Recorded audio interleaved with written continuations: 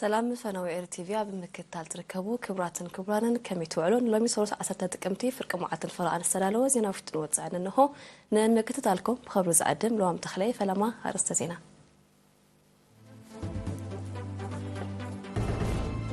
بريزيدنت فيدرالية ريبابليك سوماليا ابي ارترا زغبرو ናይ ክልተ መዓልቲ ናይ ስራሕ ምብዛሕ ዛዚሙ ለምንኮ ተፋኒው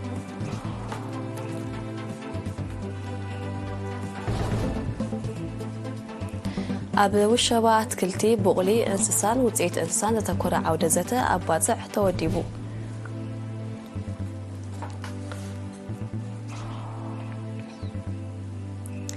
ኣብ ንዑ ዞባ ገለ ንፍሒ ኣድማዒ ንጥፈታት ምዕቃብ ሓመድን ማይን ተሰላሲሉ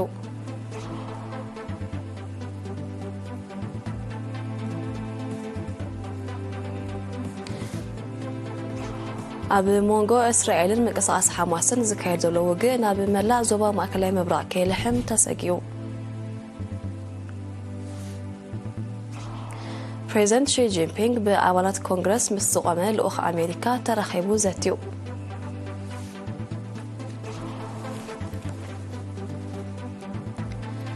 ኣብ ሚያንማር ኣብ ዝርከብ ማዓስከር ተመዛበልቲ ብዝተፈጸመ ደብዳብ ልዕሊ 30 ሰባት ከም ተቐትሉ ተገሊጹ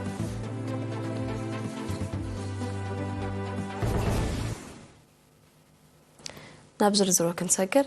بريزيدنت فيدرالية ريبابليك سوماليا حسن شيخ محمود كاب سنبت شمونتا تقمتي ابي ارترا زغبرو ናይ ስራሕ ምብጻሕ ዛዚሙ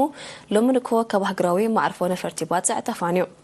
ጋዜጠኛ ነስረዲን ዓብድራህማን መልክዕ ጠብጣብ ነዘዳለው ተሕስቶ አማኑኤል ገብራይ ከቅርቦይ بريزيدنت فيدرالية ريبابليك سوماليا حسن شيخ محمود ابي ارترا زغبرو ናይ ክልተ መዓልቲ ናይ ስራሕ ምብጻሕ ዛዚሙ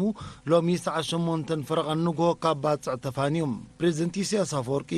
ሚኒስትር ጉዳያት ወጻኢ አቶ ዑስማን ሳልሕ ሚኒስትር ሀብቱ ባሕሪ አቶ ተወልደ ቀላቲ አማሓዳሪ ዞባ ሰሜን ኣቕሒ ባሕሪ ወይዘሮ ኣስመረት አብርሃ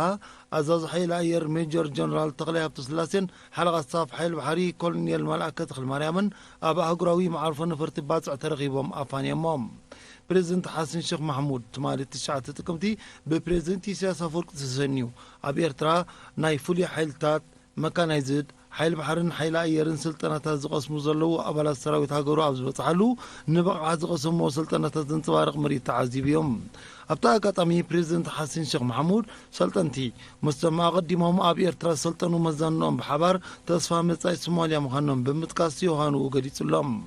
بريزيدنت حسن أسعيبو قسقاس مسرح مرقا سوماليا زر تصفو مخانو زترفر ما بحبار نمعمامو كم زسرح بمنصار منقسي إرترا أب سوماليا سلام مرقاتن مرقات زقبر زولو قصال صاري حقا فتاو حزب سومال كم زخونه دقي مزراقت يخبل إرترا بزي زخونه خفليت أب مسرح انت هاجراو سراويت سومال نتقبر زلا أبرك سوموغيسوم ناي كلتا معلتات ناي سراح مبصح نفتم بسنبه شموتا تقمتي دحرقات ري أسمرا زاتو بريزيدنت فيدرالية ريبابليك سوماليا حسن شيخ محمود مس بريزيدنت إسياس أفورقي أب معبال كلتا أو زمدنان حبراوي أقدسنا تابزلوهم زوباو معبالاتاتن تزاريبهم كفل أجلوت حقاقاتن قطعترن جفاح شازوا سيوناك إحباري أبو الشبا أتكلتي بقولي إنسان وتعيد إنسان تتكور عودة ذاته أبض عوديبو أتي بشوعتن شمونتن تكمتي زتخايد عودة ذاته أبو نتفتات والشبا بقربا زواسو أبالات ترجم تقمن قدعتن والشبا تجنزيبهم مثل راح مشارختي عد معيس راح نخسر راسولي نيرو أبتعود ذاته أب ترجم علامة قداسنات والشبا سعبينات بالعاتن حماماتن تلو أب كبابن محرتن قطعتات التابوغلي أجباب مقود صارن مكل خالن سجرادو باوي إنساتاتن وتيتومن كمون أب كلا زعواتها ذاتن كتعن تخيدو نتفتات والشبان كتتل سجرادو باوي التاون تعنا سبات إنسسا بوغلنا كبابن محاس زلو أستوازو أب مخانو تتقاسى وكيل كفل حرشان مريتن زواسيونا كيه بحري أتو تسفيت قبل زبير زواسيونا كيه بحري مس حيالو هجرات لزداوب زي حقاوي سجرادو باوي التاون مكل خل حيالنا مقود صار أمام كم زكايد بمحبر أب معوات تسرح وهدتنا كل مؤكلات وصانة كم زخانة كليزو تساتفتي بوجنا مقفلة أب الصعبينات والشبان زي حقاوي التاوات كلتن انسساتاتن وتسيتون كعبيو كم زخالو بمبره ባህላዊ ኣገባብ ውሸባ ብሓፈሻ ናይ እንስሳ ከዓ ብፍላይ ክድፋሉ መበቆላዋን ኣዝርእቲ ብቁልን እንስሳታትን ንኸይፀንቱ ንምዕቃብን ንምስሳንን ዕቱብ ፃዕሪ ክግበር ከምኡውን ብፍኑ መገዲ ዝኣቱ ሃላኽቲ መክቲ ክግበረሎም ዝብሉ ርእቶታትን ለበዋታትን ኣቕሪቦም ኣባላት ባይቶ ዞባ አንሰባ ምስ ነበርቲ ከተማ ሓጋዝ ከምኡውን ሰራሕተኛታት ትካላት መንግስትን ግንባርን ኣብ ትግባር መደባት ልምዓትን ተጠቃምነት ትካላት ማሕበራዊ ኣገልግሎትን ዘትዮም ኣባል ባይቶ ኣቶ መሐመድ ዓሊ ብድሆ ኣብ ዝሃቦ ሓበሬታ ተራኮም ኣብ መደባት ልምዓት ወሳኒ ስለ ዝኾነ ንምሕያሉ ብውህደት ክስራሕ ብምዝኽኻር ባህልን ክብርታትን ሕብረተሰብ ናብ ውሉዶታት ክስተጋገርን ክሰርፅን ምእንቲ ወለዲ ዓብይ ኣተኩሮ ሂቦም ክሰርሕሉ ተላብዩ ኣባል ባይቶ ኣቶ ኣሚና ራያ ብወገኑ ዕላማታትን ባይቶ ድሕሪ ምህብራህ ትሑት ውፅኢት ተመሃሮ ንምምሕያሽ ስሉሳዊ ዝምድና ክሕይል ፀዊዑ ተሳተፍቲ ብወገኖም ፀገም ፅሩይ ስተማይ ንምቅላል ክስራሕ መስመር ሓይሊ ኤሌክትሪክ መሰረታዊ ፅገና ክግበረሉ ከምኡውን ክፍሊት ግብሪ መሬት ዳግመ ግምት ክግበረሉ ተላብዮም ኣብ መወዳእታ ጸሓፊ ባይቶ ዞባ አንሰባ መምህር ሱሌማን መሐመድ ኑርን ኣካይደ ስራሕ ንኡ ዞባ ሓጋዝ ኣቶ ተኽለ ሃይማኖት ሙሳኤልን ኣብ ብቕዓትን ዝርግሐን ትካላት ማሕበራዊ ኣገልግሎትን መደባት ልምዓትን ኣተኪሮም ኣብ ዝሃብዎ መብርሂ በብከባቢኡ ሰላሰል ዘለዎ ፍራታት ንምዕዛዝ ኣመሓደርቲ መሪሕ ተራ ክፃወቱ ኣዘኻኺሮም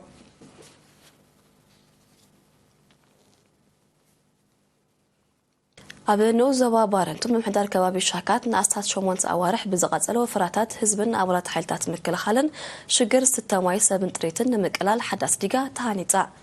ብሸሞንተ ጥቅምቲ ኣብ ዝተኻየደ ስነ ስርዓት መመረቕታ ኣብ ንኡ ዞባ ባረንቱ ሓላፊ ልምዓት ዲጋታትን መዕለይ ወሓይዝን ኢንጂነር ጉርጃ ወረደ እዛ 164,000 ሜትር ኪዩብ ማይ ናይ መሓዝ ኣቕሚ ዘለዋ ዲጋ ንነበርቲ ዓድታት ኣሽኩብማ ቦርኮካ ኮጀኒ ጉሉልን ኣፌተላን ከም ተገልግል በመሕባር ኣባላት ክፍለ ሰራዊት 37 ዝገበርዎ ልዑል ኣበርክቶ ሞጊሱ ኣመሓዳሪት ምምሕዳር ከባቢ ሻካት ግሬታ ባዴ ብወገና ነበርቲ ንነብሶምን ጥሪቶምን ርሑቕ እናተጓዓዙ ጥሬቱ ዘይተዋሕሰማይ ክጥቀሙ ምጽንሖም እዚ ድማ ሃልክን ጥዕናዊ ሳዕቤናትን ከም ዝነበሮም በመሕባር እዛ ኣብ ቀረቦም ዝተሃንፀት ዲጋ ነቲ ሽግር ኣብ ምቅላል ልዑል ኣስተዋጽኦ ከም ትገብር ጽኑዕ እምነታ ገሊጻ ምክትል ሓለቃ ሰፍ ክፍለ ሰራዊት 37 ሌተናል ኮሎኔል ተኽለ ማርያም ገብረ ሚካኤል ድማ ሰራዊት ኤርትራ ካብ ኣብራኽ ህዝቢ ዝወፀን ኣብ ሕቑፊ ህዝቡ ንማሙቕን ስለ ዝኾነ ኣብ ዝትለሙ መደባት ልምዓት ቅላሲ ተራ ክፃወት ዜግነታዊ ግዴትኡ ምዃኑ ተገንዚቡ ብልዑል ወንን ድሌትን ይዋሳእ ከም ዘሎ ኣረጋጊጹ ጊዜያዊ ኣመሓዳሪ ንኡ ዞባ ባረንቱ ኣቶ የማነ መሓሪ ብወገኑ ቀጻልነት ናይ ታዲጋ ንምውሓስ ብደረጃ ምምሕዳር ከባቢ ማእተታዊ ንጥፈታት ክካየድ ፀዊዑ ዲጋ ኣፌተላ ካብ ባረንቱ ንሸነኽ ደቡባዊ ምብራቕ 16 ኪሎ ሜትር ርሒቓ ትርከብ እቲ ስነ ስርዓት ጉጅለ ባህሊ ክፍለ ሰራዊት 37 ብዘቕረበቶም ስናድኦ ማዕሪጉ ነይሩ ኣብ ንኡ ዞባ ገላነፍሒ ብጠቕላላ ኣብ 900 ሄክታር ኣድማዓይ ንጥፈታት ምዕቃብ ሓመድን ማይን ምስትልሳሉ ኣብ ሕርሻዊ ልምዓት ፅቡቕ ውፅኢት ከም እተረኽቦ ክኢላታት ሓቢሮም ንፀብጻብ ወኪልና ናዝሬት በይን ገረ መስቀል ገረዝኪሄር ኣብ ንኡ ዞባ ገላነፍሒ ኣብ 400 ሄክታር ምዕቃብ ሓመድን ማይን ኣብ 500 ሄክታር ድማ ፍወሳ ንምክያድ ዝወፀ መደብ ብምትግባሩ ኣብ ሕርሻዊ ልምዓት ዝምስገን ውፅኢት ከም ዝተረኽቦ ተገሊጹ ሓላፊ ቤት ጽሕፈት ሕርሻ ብትንኡ ዞባ ኣቶ ሃብቲ ማርያም ኣመናይ ንኤሪና ብዝሃቦ ሓበሬታ ኣስታት 300,000 ፈልስታት ብተምሃሮ ከም ሃይማኖታዊ ትካላት ሰራሕተኛታት መንግስቲ ብሕታውያን ማሕበራት ከምኡውን ብኣባላት ህዝባዊ ሰራዊትን ሓይልታት ምክልኻልን ከም ዝተተኽለ ኣብ ዓድራእሲ ዓድቀን ዳዕሮ ቃውሎስን ድማ ሓያሎ ዛለታትን ከትርታትን ከም ዝተሰርሐ ሓቢሮም ንኩነታት ሕርሻ ብዝምልከት ኣቶ ሃብቲ ማርያም ካብ ልዕሊ 12,000 ሄክታር ዝሕረስ መሬት 8,800 ሄክታር ኣእካል ኣስታት 2,770 ጥረታት ኣስታት 450 ሄክታር ድማ ጀራዲን ከም ዝለምዐ ብምግላጽ ኣብዚ ዓመት እዚ 147 ሄክታር ምሩፅ ዘርኢ ስርናይ ድንሽ ዓተር ባልዶንጓን ኣድርን ይባዛሕ ከም ዘሎ ኣብርሂቡ ኣመሓዳሪ ንኡ ዞባ ኣቶ መሓሪ ዮሃንስ ኣመሓዳሪ ምምሕዳር ከባቢ ዳዕሮ ቃውሎስ ኣቶ ፍጹም ኣርኣያን ኣነባባሪት ዓድራእሲ ወይዘሮ ኣኽበረት ተኽለን ኣብ ዝሃብዎ ሓበሬታ ሳላ ውሁድ ተሳትፎ ህዝብን ሓይልታት ምክልኻልን ዕውት ወፍራ ምዕቃብ ሓመድን ማይን ይካየድ ከም ዘሎ ብምግላጽ ዘራእቲ ኣብ ቆፍኡ ክሳብ ዝኣቱ ሓረስቶት ምክህታሎም ክሕይሉ ኣዘኻኺራ ኣብ ንኡስ ዞባ ገላነፍሒ 4 ራያታትን ዲጋታትን ክህልዋን ከለዋ ሎም ዓመት ክራማት ፍርቀን ሙሉእ ብምሉእ እተን 12 ድማ ልዕሊ ፍርቂ ከም ዝመልኣ እቲ ሓበሬታ ብተወሳኺ ኣፍሊጡ ክኢላ ምግራብ ኣቶ ፍሳሐ ተስፋ ሚካኤልን ሓላፊ መደበር ፈልሲ ኣቶ ዘርአይ ምስግናን ብወገኖም ምዕቃብ ሓመድን ማይን ብዝበለፀ ክድፈኣሉ ዝተተኽለ ኣግራብ ድማ ዘድሊ ክንክንን ሓለዋን ክግበረሉ ተላብዮም ክብራትን ክብራንን ቀጽሉ ዝቐረብ ዜና ወጻኢ ንምክትታልኩም ደገመ ብኽብሪ ይዕድም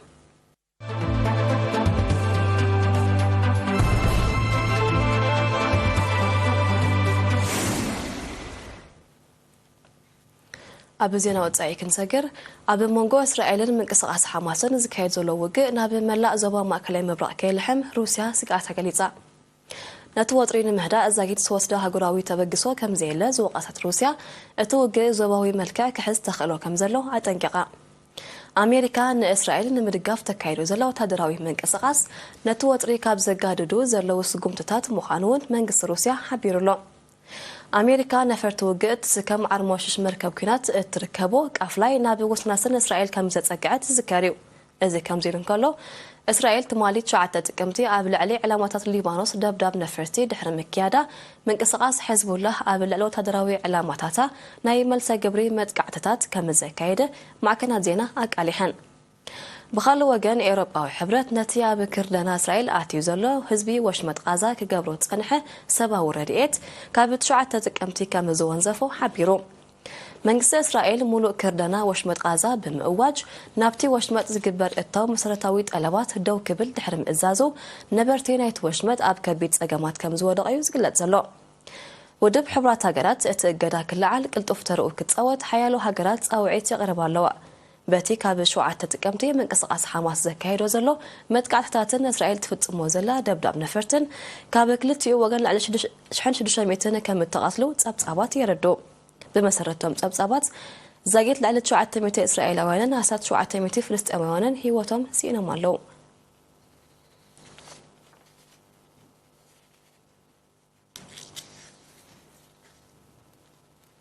بريزيدنت حزب ريبابليك تشاينا شي جين بينغ بأولاد كونغرس مثل زقامة لأخ أمريكا ترخيبو زاتيو أتيت مالت شعات تقمتي أب كتما بيجينغ استخايد ركب بغاندو فلليات خلتين هاجرات نمسباب زعلمة منبارو تقاليزو فلليات حزب ريبابليك تشاينا أمريكا نمسباب حداوي مكببار كعزز بريزيدنت شي جين بينغ أب تركب أتحساسيبو أتي أمريكا والأخ مثل منستر قديات وصاي حزب ريبابليك تشاينا وانغيو كمتزرربون تقاليزو حزب ريبابليك تشاينا أمريكان دبلوماسياوي نقداون فللياتن نمسباب نايل علوت سمز ركبات ككايدا نايفلما كم زي كونن تقصوت صبصابات اتي ركبات صوربة تخاوت زيت كركبو كم زي تصنحقنا يردو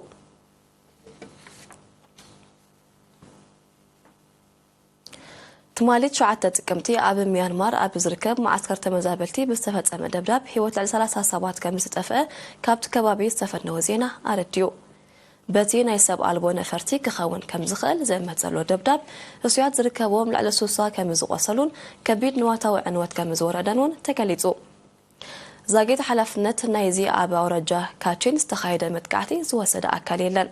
أب ميانمار أب فلما كل تشرع إسران حدن دحر استخايدا ألوان منقستي اتهاجر أب عميوت زيطانو تدراون كلولاو كم التشممت تبصابات هي تقصو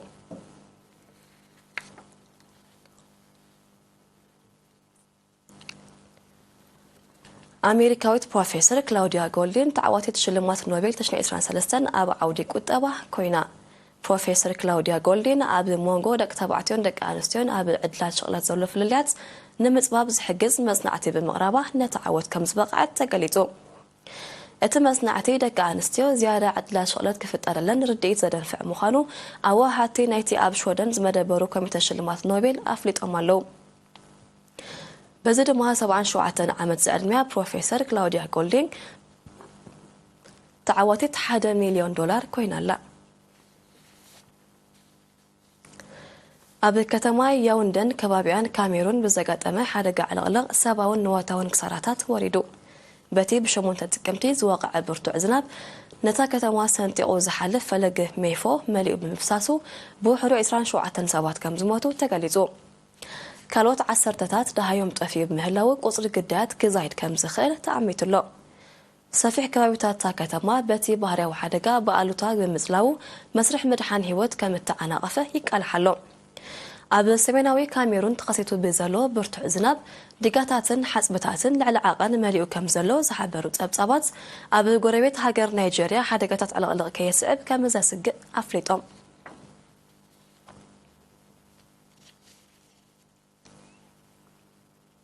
መንግስቲ ቱርኪ ነዋጤራት ሃገር ሊሬ ኣጋጢሙ ዘሎ ዝቕባበ ንምሕዋይ ዝወሰዶ ስጉምቲ ዛጊት ፍረ ዘይምምጽኡ ኣብ ህዝብቲ ሃገር ቁጣዕን ሕቶታትን ከም ዘለዓዓለ ተቓሊሑ እዚ ዝተገልጸ ብ9 ጥቅምቲ መጠን ሸርፊ ባጤራ ሊሬ ኣንጻር ዶላር ኣሜሪካ ካብ 23 ናብ 28 ትሕቲኡን ከም ዘንቆልቆለ ኣብ ዝተገልጸሉ እዩ እቲ መጠን ኣቐዲሙ ካብ ዝተመዝገበ እቲ ዝተሓተ ምዃኖም ጸብጻባት ቁጠባት ሃገር ዘነጽሩ እዚ ምንቁልቋል ዝምዝገብ ዘሎ ማእከላይ ባንክ ቱርኪ ኣብቲ ሃገር ዝተኸሰል 61 ሚእታዊት ዝቕባበ ንምሕዋይ ኣብ ዝሓለፈ ወርሒ መስከረም ንመጠን ወለድ ናብ 30 ሚእታዊት ክብ ድሕሪ ምባል እዩ መንግስቲ ቱርኪ ኣብ 2021 ልዕሊ 85 ሚእታዊት ዝቕባበ ተመዝጊብሉ ኣብ ዝነበረ መጠን ወለድ ናብ ዝተሓተ ደረጃ ንምውራድ ዝወሰዶ ስጉምቲ ባጤራ ሊሬ ከንቆልቁል ጠንቂ ከም ዝኾነም ክኢላታት ዝገልጹ መንግስቲ ቱርኪ ሓይሊ ባጤራ ሊሬ ንምምሕያሽ መጠን ወለድ ናይ ምውሳኽ ስጉምቲ ክውሰድ ምጽንሑ ይሕበር ክቡራትን ክቡራን ዜና ቅድሚ ዛምና ኣርእስታቱ ክንደግመልኩም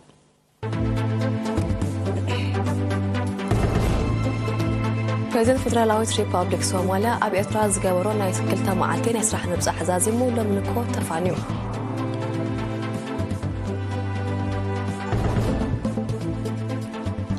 ኣብ ውሻባ ኣትክልቲ ብቑሊ እንስሳታትን ውፅኢት እንስሳን ዝተኮረ ዓውደ ዘተ ኣብ ባፅዕ ተወዲቡ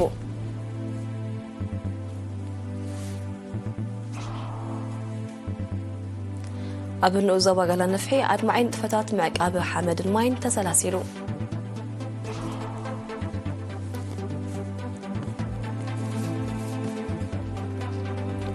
ኣብ ሞንጎ እስራኤልን ምንቅስቓስ ሓማስን ዝካየድ ዘሎ ውግእ ናብ መላእ ዞባ ማእከላይ ምብራቕ ከይልሕም ተሰጊኡ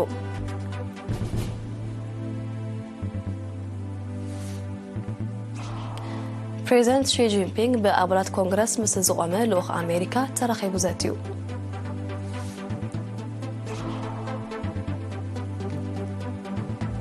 ኣብ ሚያንማር ኣብ ዝርከብ ማዓስከር ተመዛበልቲ ብዝተፈጸመ መደብዳብ ልዕሊ 30 ሰባት ከም ተቓትሉ ተገሊጹ